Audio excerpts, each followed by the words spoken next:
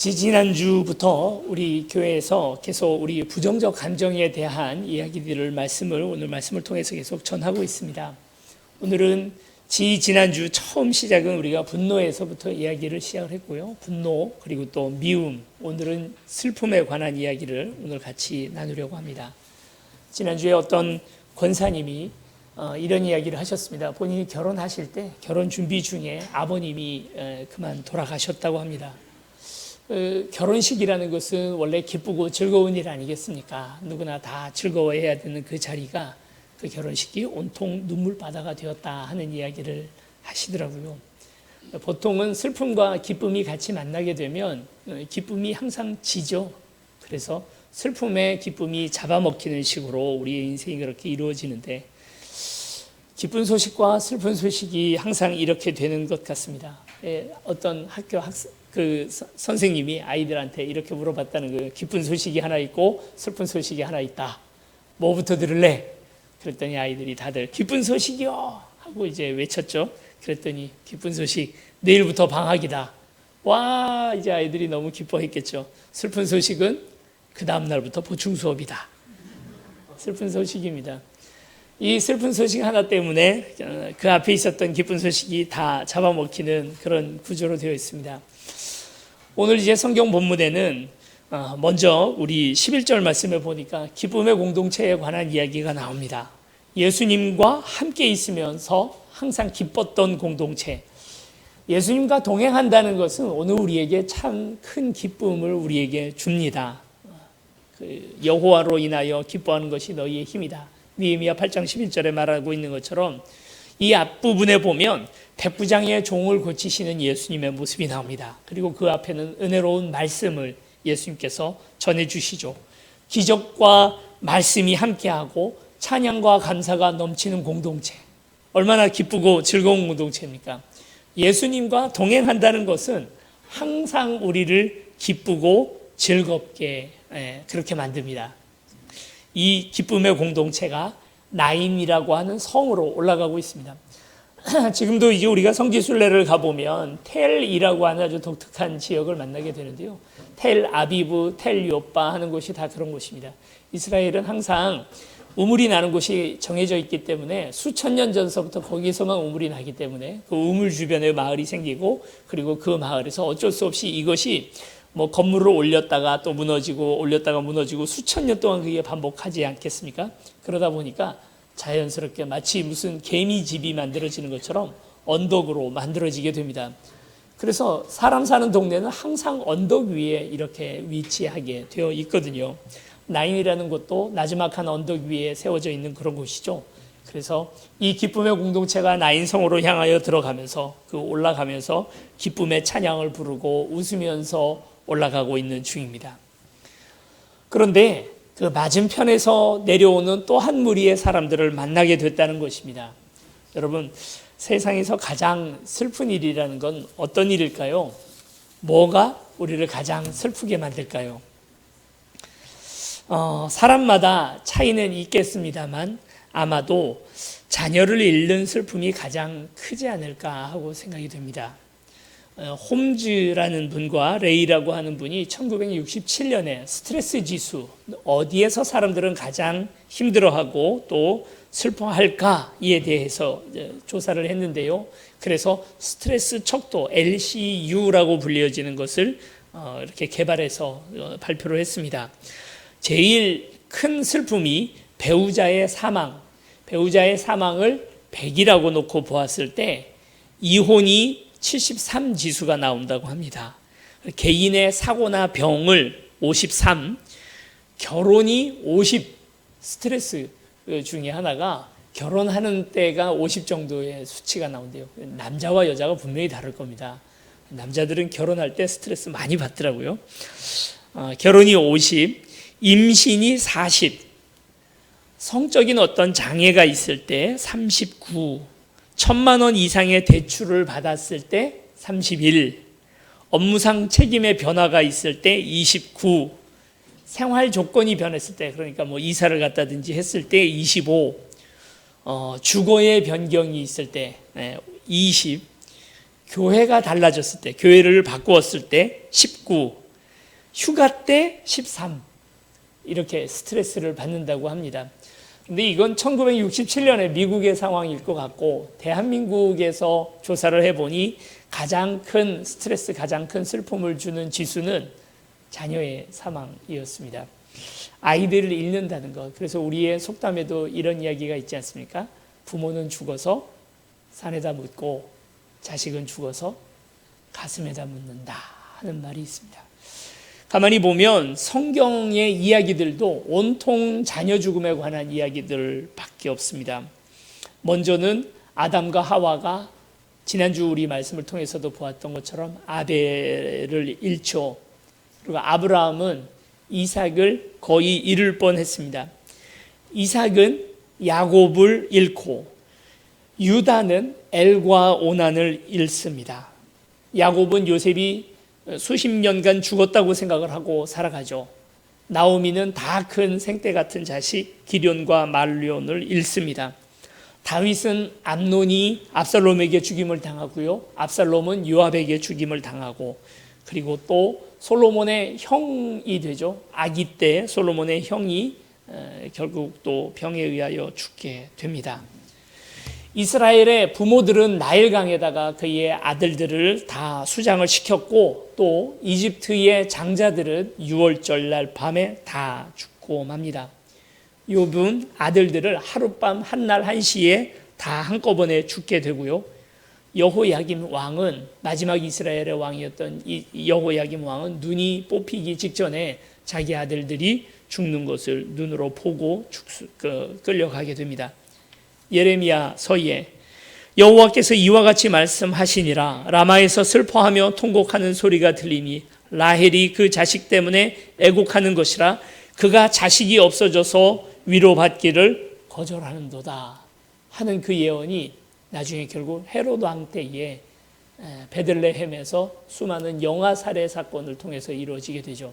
그리고요, 결국 신약성경 전체 이야기가 무엇입니까? 하나님이 당신의 아들을 잃어버리는 이야기 아니겠습니까? 당신의 아들이 십자가에서 죽는 것을 보는 것. 그래서 성경의 수많은 이야기들이 자녀가 죽는 이야기였고, 인류에 가지고 있는 가장 지극한 불행이라는 것이 바로 자녀의 죽음이라는 것이죠. 이렇게 놓고 오늘 우리가 성경을 보게 되면, 지금 오늘 나인성에서 과부가 이미 어떤 경로로든 남편을 잃었던 한 여인이 그의 아들까지 잃어버리는 아주 심각한 불행을 오늘 우리가 보게 되는 것입니다. 이 나인이라는 성은 아주 작은 성입니다. 그래서 동네 사람들이, 옆집 사는 사람들의 그 숟가락 하나까지도 다 몇 개 있는지 다 아는 정도의 그런 작은 동네였는데, 이 동네에서 과부의 아들이 죽었다는 것은 온 동네 공동체에 다 같은 슬픔이 됐겠죠. 그래서 시신을 메고 발인을 해서 이제 장지로 내려가고 있는 중이에요. 우리도 이제 곡을 많이 하잖아요. 누군가 죽게 되면, 부모가 죽는다든지 하게 되면 곡을 하는데, 이쪽, 그러니까 이슬람 지금 중근동 쪽에서는 곡을 하는 소리가 굉장히 독특합니다. 여러분 아마 예전에 아라비아의 로렌스 이런 영화들 보면 그 영화에 아랍 사람들이 곡하는 것들을 여러분 듣게 될 텐데요. 이게 수천 년 전통으로 되어 있는 곡이랍니다. 우리는 곡하면 뭐라고 하나요? 곡할 때 우리 영어로 하잖아요. 나는 간다. 아이고 아이고 하고 곡을 하는데, 이슬람 이 중근동 사람들은 곡을 마치 인디안들이 그 기병대 습격하는 것처럼 그런 소리를 내면서 곡을 합니다. 그래서 완전히 후두를 열어버리고, 그리고 혀를 떨어가면서 하는, 영화 보셔요. 가서 한번 아라비아의 로렌스에서 어떻게 곡을 하는지 한번 들어보시면 그대로 그렇게 곡을 합니다. 이와 같은 슬픔의 공동체가 그 성 위에서부터 내려오다가 중간에서 딱 마주친 거죠. 지금처럼 4차선, 8차선 넓은 대로에서 서로 이렇게 그냥 모른 척 지나갈 수 있는 그런 길이 아니고, 아주 좁은 길에서 둘이 피해갈 수 없는 자리에서 딱 마주치게 된 것입니다. 얼마나 뻘쭘하고 얼마나 어색할까요? 이렇게 되면 항상 슬픔이 기쁨을 잡아먹어버리는 거죠. 그런데 바로 그 뻘쭘한 순간에 이쪽에서는 생명의 근원 되시는 예수 그리스도가 그 무리의 한 중심에 있고, 그리고 기쁨과 즐거움이 있는 공동체이고, 위에서 내려오는 공동체는 그 안에 시신이 한 중심에 있고, 그리고 다 슬피 울면서 그러고 내려오다가 둘이 마주친 것이죠. 예수님께서 이 장례 행렬 안으로 들어가십니다. 그리고 놀라운 말을 하시죠. 울지 말라. 울지 말라는 말을 장례식장에서는 결코 하지 말아야 할 금지어 중에 하나가 바로 울지 말라는 말입니다. 장례식장에서는 도리어 울라고 말해야죠. 20년 전에 저도 저희 어머니를 잃었을 때, 어머니께서 돌아가셨을 때, 그때는 지금하고는 장례 문화가 많이 달랐습니다. 아마 기억나시죠? 상점벽해라 할 만큼이나 장례 문화가 많이 달랐는데, 그때는 다 베옷을 입고, 저도 베옷을 입고요, 새끼줄로 머리 이렇게 띠두르고 지팡이 짚고 그러고 곡을 했습니다. 동네 어른들이 그때는, 요즘은 보니까 저녁 한 10시, 11시쯤 되면 이제 더 이상 문상객도 오지 않고 좀 상주들도 쉴 수 있도록 해주더라고요. 근데 그때는 2박 3일 동안 온 동네 사람들이 와서 같이 밤을 지새주면서 같이 좀 슬퍼해 주거나 이러면 참 좋은데, 그게 아니고 다 고스톱 치시느라고 술 마시고 고스톱 치고 하면서 2박 3일을 보내는 것 아니겠습니까? 그런 분위기였는데 동네 어른들이 지나가면서 저만 보면 하는 얘기가 있었습니다. 뭐라 그러냐면, 곡하라고, 뭐 하냐고, 빨리 곡하라고. 그럼 이제 또 시작하는 거예요. 아이고 그러다가 이제 또 좀 쉬자 하고 있으면 또 다른 동네 어르신 지나가다가 이렇게 술이 이만큼 되셔가지고 지나가다가 뭐 하냐고, 왜 곡 안 하냐고, 빨리 곡하라고. 그럼 또 곡을 하고 있는 거예요. 계속 울라고 이야기를 하는 거죠. 저는 뭐 한 40몇 년 사는 동안에 맞상주만 4번을 했습니다. 어머니, 아버지 돌아가시고 할머니 돌아가셨을 때도 제가 상주였고, 그리고 이제 저희 삼촌께서 이제 자녀 없이 돌아가셨는데, 처남도 마침 그때 군대가 있고 하다 보니까 어쩔 수 없이 그때도 제가 맞상주였습니다. 맞상주도 많이 해보고, 또 부목사 동안에 장례도 많이 치러봐서 장례식을 가 보게 되면 뭐 여러 가지 상황들도 벌어지고 하게 되죠. 그 많은 장례식 중에서 단 한 번도 못 들어본 말이 울지 말라는 말이에요. 다 하는 이야기는 울어라죠. 더 울어라. 왜 그렇게 울라고 말했을까? 그때 그 순간에는 잘 몰랐는데 나중에 돌이켜 보니까 우는 만큼 고인을 멀리 보내드리게 된다는 걸 알게 됐습니다. 내가 우는 만큼 나를 지킬 수 있게 되고 다시 웃을 수 있는 힘이 울 때에 생기더라고요. 그래서 울라고 억지로라도 곡을 하면서 울라고 그렇게 말하는구나 하는 것을 알게 됐습니다. 어떤 목사님 그렇게 얘기하시더라고요. 아니, 다 부활하게 될 텐데 왜 슬퍼하냐고, 기뻐하라고. 그건 또 좀 아니지 않나. 왜냐하면 어쨌든 예수님 다시 부활하실 때까지, 천국에서 하나님 안에서 다시 만나게 될 때까지 수십 년간은 어쨌든 떨어져 있어야 되지 않습니까? 그게 슬퍼서라도 슬퍼할 수 있지. 또 울지 말라고 얘기하는 것도 또 이해가 다 안 가는 거죠. 그런데 오늘 예수님은 울지 말라고 말하는 거예요. 울지 말라고 말하려면 문제를 해결해 줄 수 있어야, 문제를 해결해 줘야만 울지 말라고 말할 수 있는 것입니다. 이건 정말 아무나 할 수 있는 이야기가 아니죠. 그런데 예수님께서 오늘 나인성 과부에게, 그곳에 있는 많은 슬픔의 공동체에게 울지 말라고 그렇게 말씀하고 계십니다. 그리고 오셔서 관에 손을 대었다라고 그렇게 말합니다. 이스라엘 율법 안에서 선지자나 또 제사장이나 이와 같은 사람들이 결코 하지 말아야 할 여러 가지 중에 하나가 바로 무엇이냐면 시체에 손을 대는 것입니다. 시신에 손을 대는 행위는 곧 내가 부정해지는 것, 그래서 하나님 앞에 예배도 기도도 드리지 못하고 찬양도 못하는 상태가 된다는 뜻입니다. 그래서 이 부정했던 사람이 다시 정결해져서 거룩해져서 하나님께 기도할 수 있으려면 일주일 이상의 시간이 걸리고 그 안에 또 정결 예식이 많이 필요한 그런 상황이 되는 거거든요. 그래서 예수님께서 결코 하지 말아야 할 텐데, 그런데 관에다 예수님께서는 손을 대시는 거예요. 시신과 닿으면 우리가 부정해지는데, 부정해지는 것을 무릅쓰고 관에다 손을 대시는 겁니다. 우리는 거룩이라고 하는 개념을 여러분 생각해 보십시오. 여기 흰 휴지 종이가 있습니다. 이 휴지 종이가 거룩이에요. 우리는 이렇게 생각을 합니다.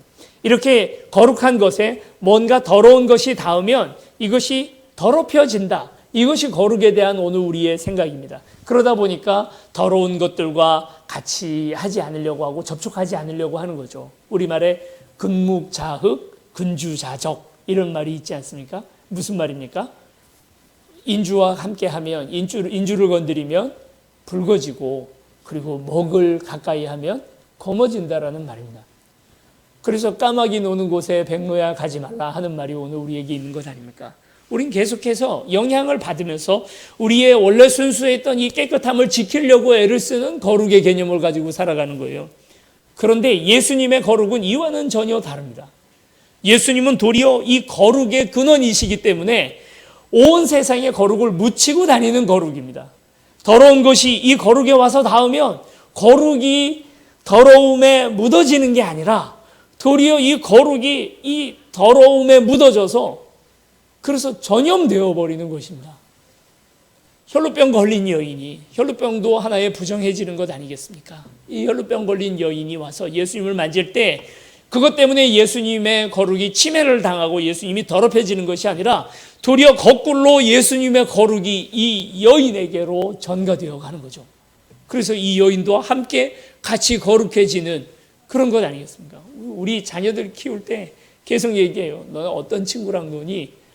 야, 저런 애들이랑 놀지 마. 이렇게 얘기하잖아요. 그건 예수님의 거룩의 이미지로 생각을 하면 옳지 못한 거죠. 우린 교회에 어떤 사람들이 왔으면 좋겠냐면 깨끗하고 착한 사람들, 믿음 좋은 사람들이 왔으면 좋겠다 생각을 합니다.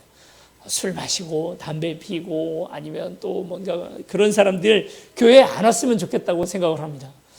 멀지 않은 교회죠. 요 바로 가까이에 있는 만나교회라고 있는데 그 교회에 가서 제가 제일 감동받았던 것은 그 교회 안에 흡연실이 따로 있다는 거예요. 담배 피는 사람 교회 안 왔으면 좋겠는데 그 교회는 아예 담배 피는 사람들이 올 수 있는 자리를 만들어 놨더라는 거죠. 왜 그렇습니까? 말씀을 들으면 이 담배 피던 것도 끊을 힘이 그 신앙이 그 안에서 만들어지는 것 아닙니까? 담배 피는 사람들은 오지 마라가 아니라 그런 사람들 와라. 와서 말씀 듣고 끊고 하나님의 말씀 앞에 가서 서자라고 말하는 게 그게 진짜 거룩 아니에요. 죄인들은 교회 오지 마라가 아니라 죄인들 교회 와라. 와서 변화되자라고 하는 것이 그게 기독교 아닙니까? 공세적이고 적극적인 거룩. 그냥 뭐가 묻을까봐 벌벌 떠는 그런 거룩이 아니라 도리어 우리의 거룩을 전염시킬 수 있는. 그래서 어떤 한 목사님께 어떤 자매가 와서 얘기했다는 것입니다. 제가 지금 다니는 직장이 맨날 회식만 하면 술 먹고 담배 피고 이상한 이야기만 하고 도저히 이 직장 못 다니겠어요. 그랬더니 이 목사님이 자매님 얼마나 힘드시겠습니까? 힘드시겠지만 빛을 켜서 촛불을 켜서 어두운 데다가 둡니까? 밝은 데다 둡니까? 목사님이 이렇게 물어보시더라고요. 아니 당연히 어두운 데다가 두죠. 하나님이 자매님이라는 촛불을 켜서 어두운 데에 두셔야겠습니까? 밝은 데에 두셔야겠습니까? 그 직장은 자매님의 사명지입니다. 그렇습니다.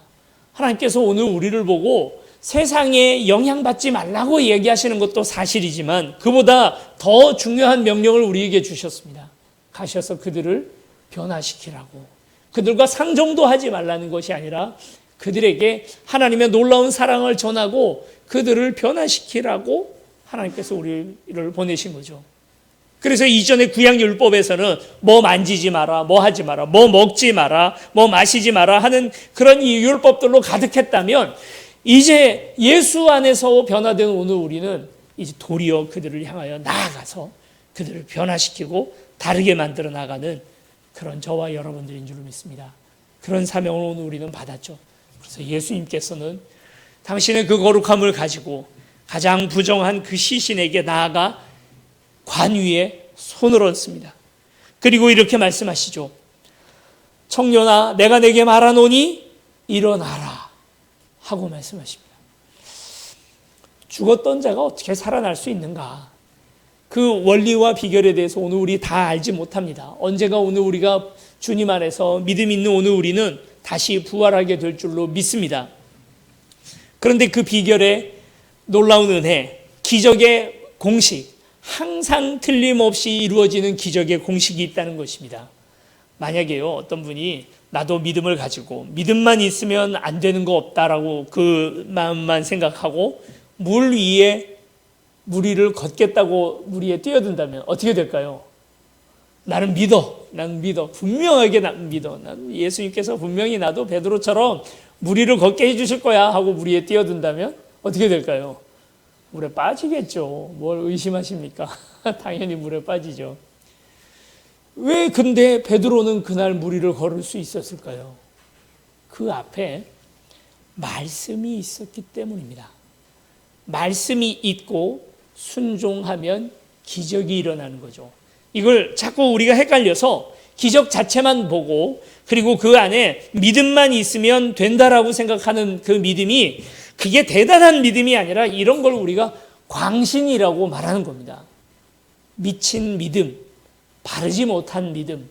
하나님 말씀하신 적이 없어요. 그런데 나 혼자는 그냥 하나님께서 나를 붙들어 주실 거다라는 믿음을 가지고 가는 겁니다. 그걸 믿음이라고 말하지 않죠.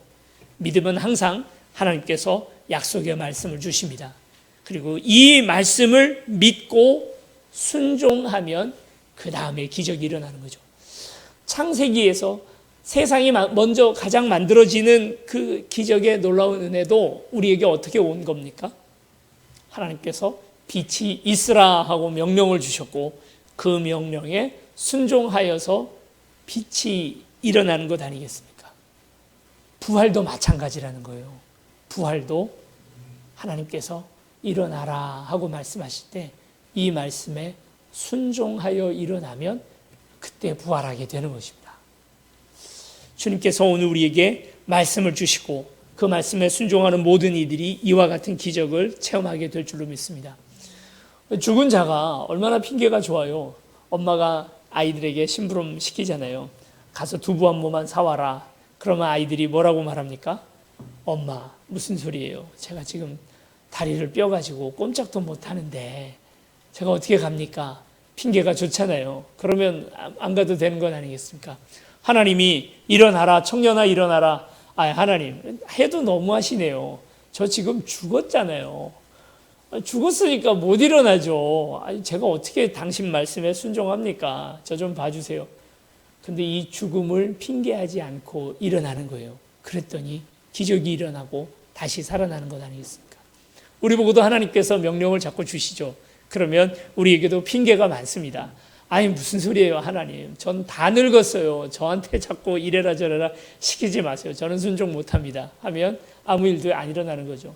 하나님, 저는 가난해요. 이렇게 가난한데 지금 하나님 명령 듣게 생겼습니까? 하나님, 저는 몸이 불편해요. 저는 못합니다. 저는 여자예요. 저는 많이 못 배웠어요. 이런 핑계들로 오늘 우리가 순종하지 못할 수백만 가지의 핑계가 있다는 거예요. 그런데 그 핑계에도 불구하고 주께서 말씀하셔서 그 말씀에 순종한 사람들에게 하나님의 기적이 일어납니다. 일어나라, 청년아 내가 내게 말하노니 일어나라 했을 때 이 청년이 그 말씀에 순종하여 일어나게 되고 죽었던 자가 다시 살아나게 됩니다. 위에서 내려오는 공동체는 한가운데의 시신을 가지고 그리고 슬픔의 공동체로서 내려오고 있습니다. 위로 올라가는 공동체는 그 한가운데 생명의 근원 되시는 예수 그리스도를 모시고 기뻐하며 찬양하며 올라가다가 둘이 딱 마주쳤죠. 그리고 그 안에서 순종과 기적이 일어나게 되자 이제는 어찌 되었겠습니까? 슬픔의 공동체가 기쁨의 공동체와 하나가 되어서 기뻐하며 다시 산 위로 나인성으로 올라가게 되는 거죠. 16절 말씀 우리 같이 읽어보시겠습니다. 16절입니다. 시작. 모든 사람이 두려워하며 하나님께 영광을 돌려 이르되 큰 선지자가 우리 가운데 일어나셨다 하고 또 하나님께서 자기 백성을 돌보셨다 하더라. 슬픔이라는 것은 나쁜 감정이 아닙니다. 분노도 나쁜 것이 아니고 미움도 나쁜 것이 아닙니다. 분노가 나빠지는 순간은 언제입니까? 분노하지 말아야 할 사람에게 분노하고 그리고 분노해야 할 것에 분노하지 않을 때 이 분노라는 감정은 나쁜 감정이 되는 거죠. 미움도 마찬가지 아닙니까? 미워할 사람을 미워하지 못하고 도리어 사랑해야 할 사람, 가인에게는 아벨 같은 그의 형제를 사랑하지 못하고 미워하게 되니까 이 미움이 악한 감정이 되는 것 아니겠습니까? 내 안에 나 스스로의 죄악에 분노하지 못하고 남에게 그 모든 핑계들을 다 전가해서 그에게 분노할 때 분노도 악한 감정이 되는 것처럼 슬픔도 마찬가지입니다. 슬픔 자체가 나쁘지 않죠. 왜 슬픔이 나쁜 감정이겠습니까? 슬퍼해야 할 때 슬퍼하는 감정은 전혀 나쁘지도 않고 이상하지도 않습니다. 그런데 도리어 이 세상에 현대사회에는 슬퍼하지 않아야 할 때 평소에도 슬퍼하는 사람들 또는 슬퍼해야 할 때에도 자신의 감정을 억누르고 그때 참고 견뎌야 하는 그런 일들이 그게 더 비정상적이고 잘못된 것이겠죠. 많이 슬퍼해야 다시 웃을 수 있는 용기도 생기는 것입니다. 내 마음의 탄력이 다시 살아나려면 눈물을 흘릴 때 눈물도 흘려야 합니다. 그렇게 하고 내려오다가 예수님을 만납니다. 저와 여러분 모두 예수님을 만나는 여러분들이 되기를 축원합니다. 예수님과 동행하게 되자 예수님께서 그 슬픔을 기쁨으로 회복시켜 주십니다. 죽음을 생명으로 바꾸어 주십니다. 그 가지고 있었던 그 당황스러운 죽음에 대한 어려움들, 그것 때문에 슬퍼하던 이들을 다시 웃을 수 있는 용기를 주십니다. 에덴 동산, 우리가 많이 얘기하는데 이 에덴이라는 말이 바로 행복이라는 말입니다. 우리는 이 행복의 동산, 에덴 동산에서부터 쫓겨나서 그곳을 늘 그리워하며 이 땅을 살아가죠. 그러나 예수님의 십자가로 인해서 오늘 우리가 다시 회복하게 된 것이 무엇입니까? 이 기쁨을 다시 회복하게 됐다는 거예요. 우리 주님께서 우리에게 주시고자 하시는 참된 뜻은 우리가 슬픔 가운데 살아가기를 원하시는 것이 아니고 늘 눈물 흘리기를 바라시는 주님이 아니시고 다시 웃기를, 행복과 즐거움이 있기를 그걸 바라고 있다는 것입니다. 이상하게 오늘 우리는 동양 문화 가운데 있다 보니까 눈물 흘리는 것이 은혜 받은 것으로 여겨지고 웃고 즐거워하는 것을 좀 더 부정적으로 여기는 그런 문화 가운데 오늘 우리는 살아갑니다. 그래서 오늘 예배 가운데서 눈물을 흘렸으면 은혜 받은 것이고 웃으면서 지나갔으면 그건 좀 덜한 은혜를 받은 것처럼 생각하지만 그러나 하나님은 오늘 우리에게 원하시는 건 무엇입니까? 울지 말라는 겁니다. 기뻐하라는 것입니다. 주님을 만남으로 말미암아 오늘 우리가 다시 기쁨을 회복하고 다시 행복 가운데 나아가기를 원하시는 것이 하나님의 참뜻이 아닙니까? 그런데 오늘 우리가 여러 가지 어려움들로 말미암아 또 오늘 우리의 죄 때문에 아니면 오늘 우리가 하나님의 말씀에 순종하지 못함으로 말미암아 아니면 또 일어난 여러 가지 사건과 사고들로 말미암아 오늘 우리는 슬픔에 이렇게 잠겨 살아가게 되는 것이죠. 주님을 만나서 다시 기뻐하며 나 인성 우리의 삶의 자리로 다시 돌아가는 저와 여러분들이 되었으면 좋겠습니다. 교회란 무엇입니까? 교회는 바로 이 예수님을 한가운데 모시고 기뻐하며 나아가는 공동체입니다. 슬픔 가운데 빠져 있는 세상 사람들에게 주님의 복음을 전하고 그래서 함께 기뻐할 수 있는 오늘 우리 세움교회가 되기를 축원합니다. 우리 같이 이제 찬양하며 하나님 앞에 나가려 합니다. 우리 선배 목사님들이 늘 하는 얘기가 있었어요. 하나님이 하는 것이 목회를 한다는 것이 얼마나 힘들고 어려운 일인지 아느냐? 그냥 저의 부끄러운 고백입니다만 참 힘들고 한 20년 목회하는 동안에 힘들고 어려운 일 많이 있었습니다. 눈물 없이 지나갈 수 없는 수많은 일들 많았고 정말 십자가 지는 것처럼 힘든 일들 많았지만 지금 와서 생각해 보면 그래서 하나님 모시고 같이 이 길 가면서 저는 참 많이 기쁘고 재미있고 즐겁거든요.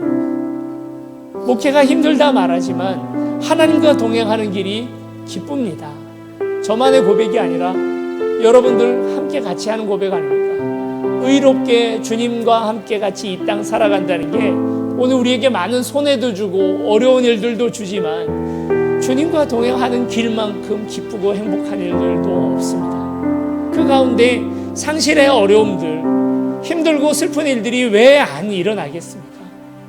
그럴 때마다 다시 눈물 흘리고 그 눈물 닦고 다시 일어서지만 주님과 동행한다는 그 사실만으로도 오늘 우리는 다시 웃을 수 있는 것 아니겠습니까? 여호와로 인하여 기뻐하는 것이 너희의 힘이다고 말씀하셨습니다. 이 길 같이 가실 때 이 눈물 다시 다 내려놓고 주님과 함께 기쁨이 회복되는, 그래서 정말 신앙생활하는 것이 너무 기쁘다, 신앙생활하는 것이 너무 즐겁다, 주님과 동행하는 것이 그 어떤 기쁨보다 세상에 나의 감각을 자극하는 어떤 다른 즐거움보다 주님과 동행하는 게 기쁘다 하고 말하는 저와 여러분들이 되기를 축원합니다. 정말 그렇게 되었으면 좋겠습니다. 같이 찬양하시겠습니다.